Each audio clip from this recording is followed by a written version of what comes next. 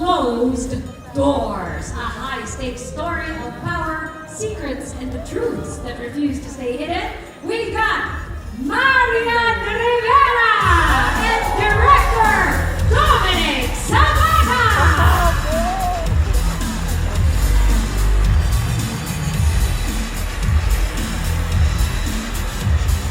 This is what was mentioned during the panel. The biggest stars are coming out to play. Then we have Marian and Directo front and center for some photo opportunities first.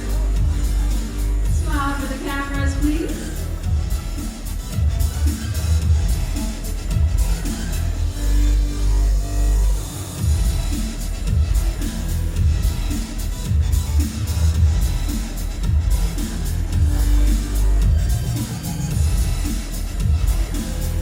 Here we go. Congratulations. Behind closed doors. Ako nakakatakot yun.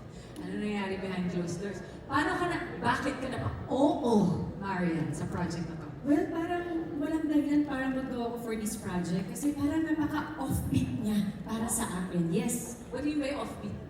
Well, ang character ko dito ay mistress. Oh! So, first time ko gagawin ito and of course, journalist ako dito. So, first time ko din gagawin. Kaya sabi ko, why not trying something new for me?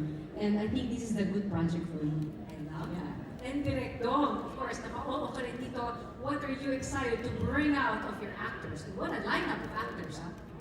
Yeah, pero kasi si Marian, tagal ko na hindi nakakatrabaho. So, sobra akong gusto ko nang makatrabaho ulit si Marian kasi puro dingdong. So, si Marian naman, at saka to add pala to what Marian said, ang role na dito, she's the mistress of the President of the Philippines. So, And yung premise, Tsaka very intriguing. Nabitawan na natin yung premise. ito yata dapat sinabi.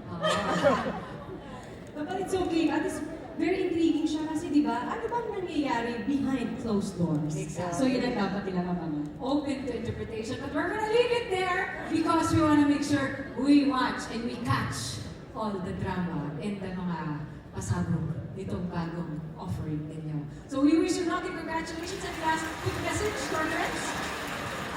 Thank you so much for the opportunity. Thank you sa Prime Video. Thank you for sa GMA for joining forces with Prime Video for the very first time, I believe, for GMA Network.